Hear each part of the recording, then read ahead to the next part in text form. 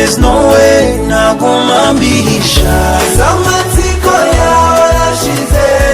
No mu bihanganje hari inkwakuzi ushobora kudasobanukiwe nicyo shaka kuvuga. Sobanukirwa waruzwa muri mujyi wa Huye hari ahantu habaye ubukombe kubera serivisi batanga ntagereranwa. Utabonihe abo nahandi usije muri zirgo nibyo dukora limited. Muri zirgo nibyo dukora limited tudoda imyenda y'amoko yose harimo iy'abana n'abakuru.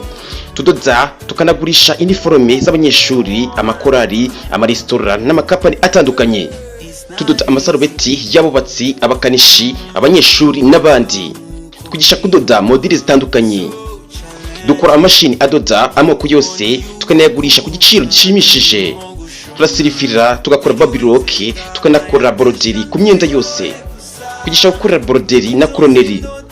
Kubajyaga kugura ibikoresho by'abateri i Kigali twarabohereje tubazanira ibikoresho by'abateri harimo imashini zidoda n'ibindi bya originali by'akarusho to guha garanti y'umwaka kuko dufite abatekinisiye b'inzobere bazisana zikaba mu ryerye.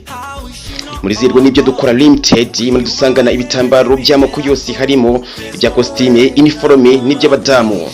Dukora mu mujyi wa Huye mu Rwabajyanga mu isoko ry'abisunganye mu ryango wa 10 azwi nko kwa Kanimba. Mwaduhamagara kuri telefone 0782464298.